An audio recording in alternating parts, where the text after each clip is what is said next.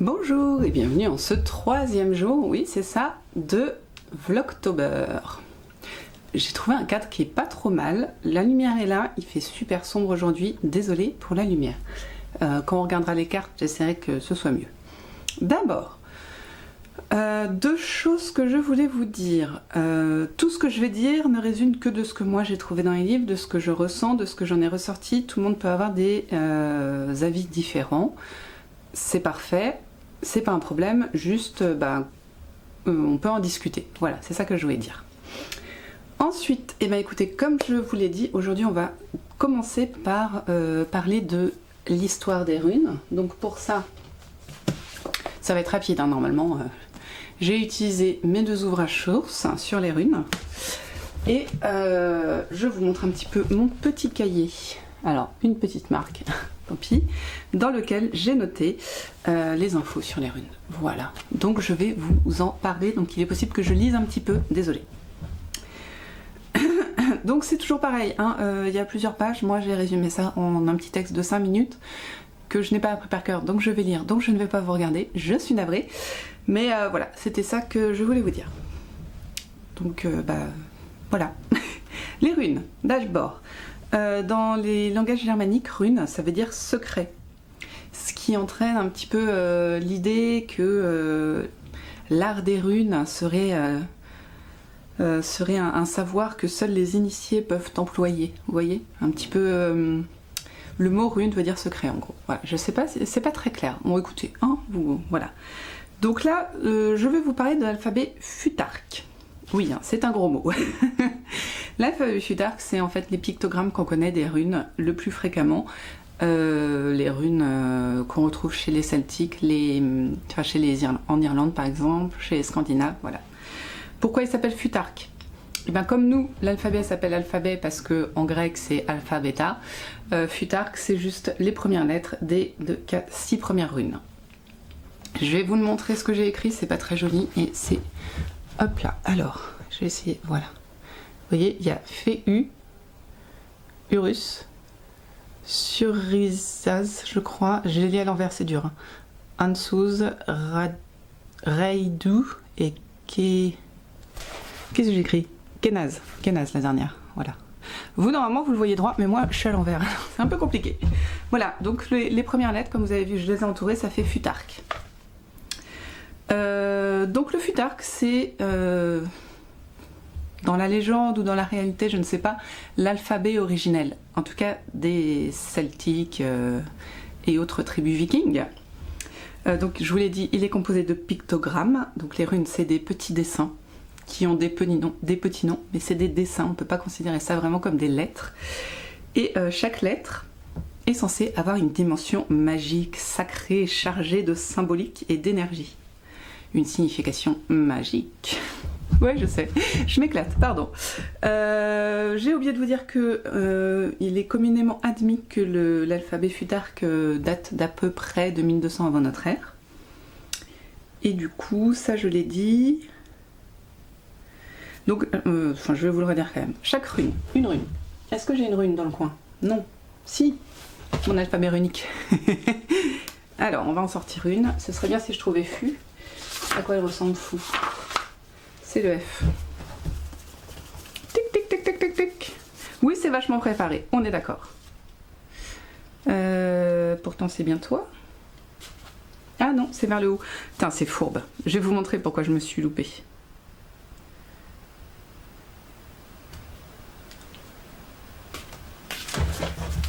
Alors, voici Fu, qui donc c'est un alphabet irlandais, donc on ne dit pas Fu mais Féo, comme vous voyez. C'est donc ce trait, c'est comme un F à l'envers en fait, vous voyez. C'est la rune numéro 1. Me regarde pas moi, regarde la carte. En cherchant dans mon alphabet runique, du coup, je suis tombée sur cette carte-là. La Az. Et vous voyez ? Les traits ne sont pas dans le même sens, c'est tout, et c'est la carte numéro 4, voilà. Donc, chaque rune, donc là je vous en ai montré deux,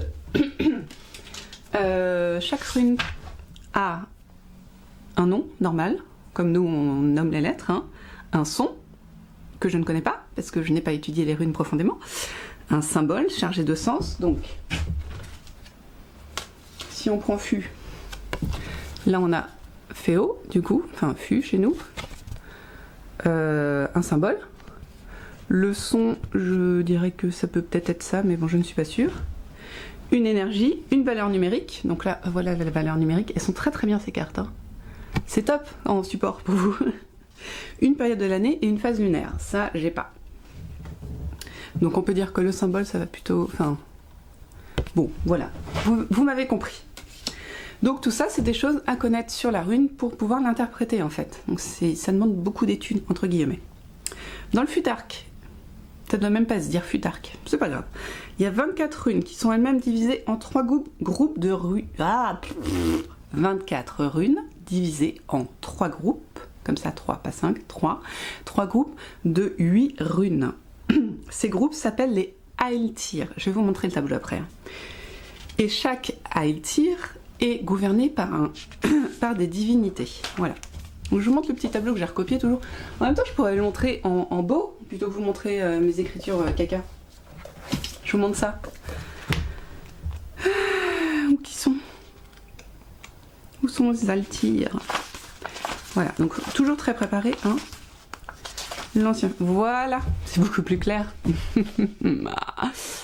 Voilà, donc là vous avez le premier Aeltyr, le deuxième Aeltyr et troisième Aeltyr. Vous voyez donc T-H-A-R-K, voilà, ça c'est le futark. Je connais pas encore leur nom par cœur. Hein. Ensuite vient toutes les autres runes, mais elles sont divisées en 3. Ces 8 premières sont sous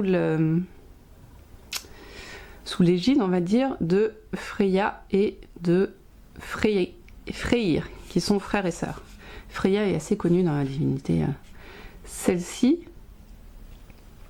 ces 8-là, sont sous l'égide de Heimdall et de Mordre.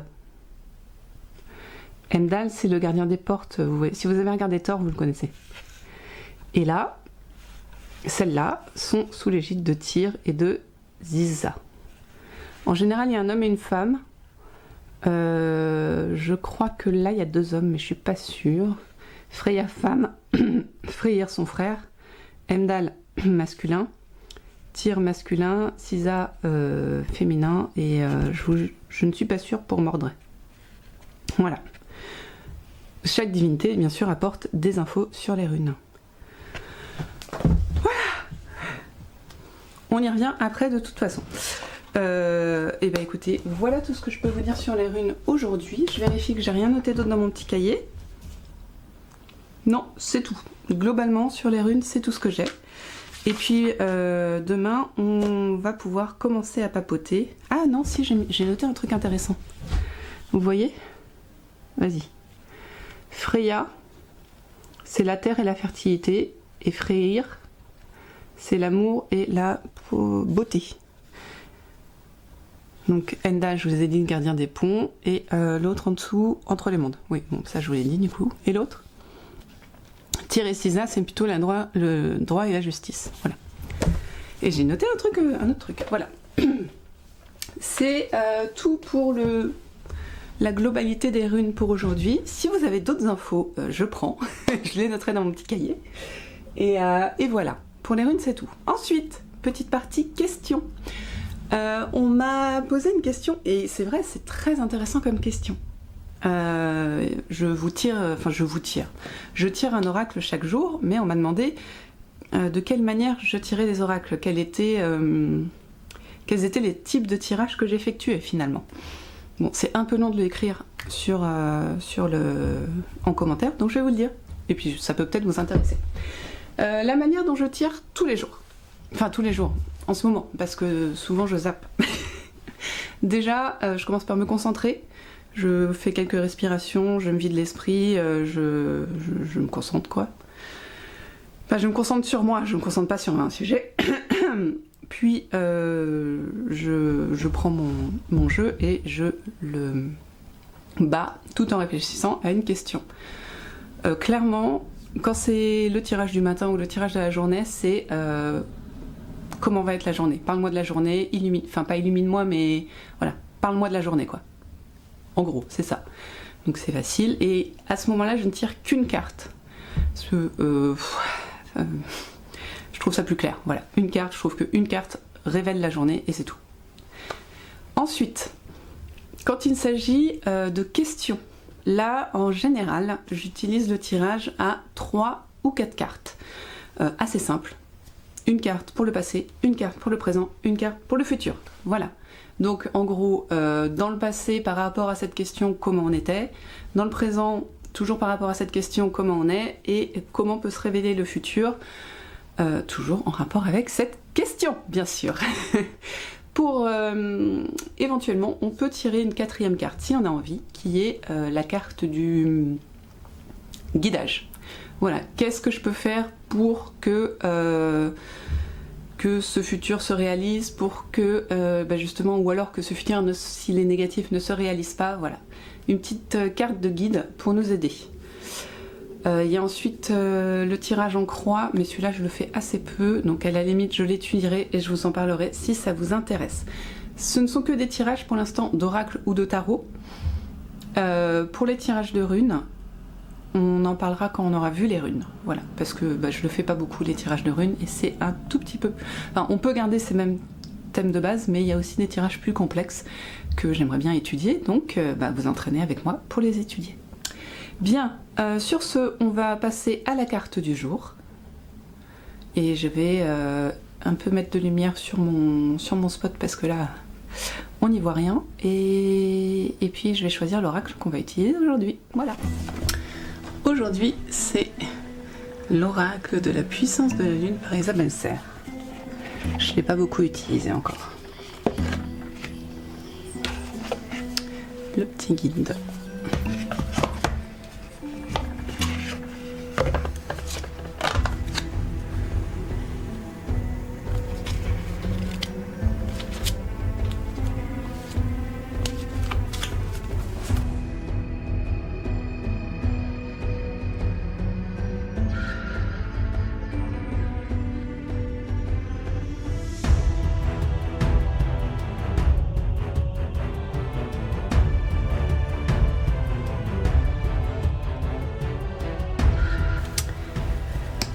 Je sais pourquoi j'utilise pas beaucoup cet oracle. C'est parce que moi,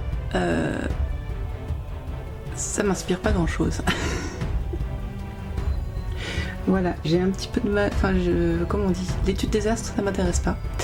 Du coup, je n'en fais pas. Comment ça s'appelle,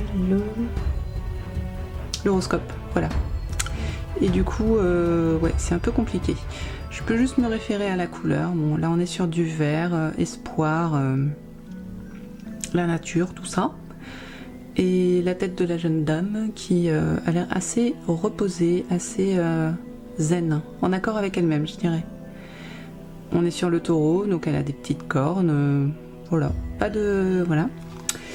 Et ensuite, en fait, le livret indique, suivant que la question est professionnelle, sentimentale, spirituelle, ou une question de datation, elle indique différentes choses. Donc d'un professionnel, faut se focaliser sur les questions matérielles et financières. Voilà. Donner vie à ses projets. Sentimental, nouvelle rencontre. Renouveau amoureux. Spirituel, énergie de guérison. Et datation, bon, ça... Comme je n'ai pas posé de questions, on va pas dater le jour d'aujourd'hui, donc ça sert un peu à rien. Voilà. Donc c'est pour ça que j'ai un petit peu eu de mal à accrocher avec celui-ci, parce que les constellations, tout ça, c'est pas mon truc. Mais au moins, vous l'aurez vu. Et il peut être très intéressant quand on a des vraies questions, mais du coup, comment se passe la journée, bof. Vous voyez. C'est marrant que je sois tombée sur celle-là par contre. Lune rouge en automne. C'est marrant. Comme quoi, il voulait quand même me parler. Ça, c'est bien. Ouais. Voilà, c'était la carte du jour. J'espère que cette carte vous aura inspiré pour aujourd'hui.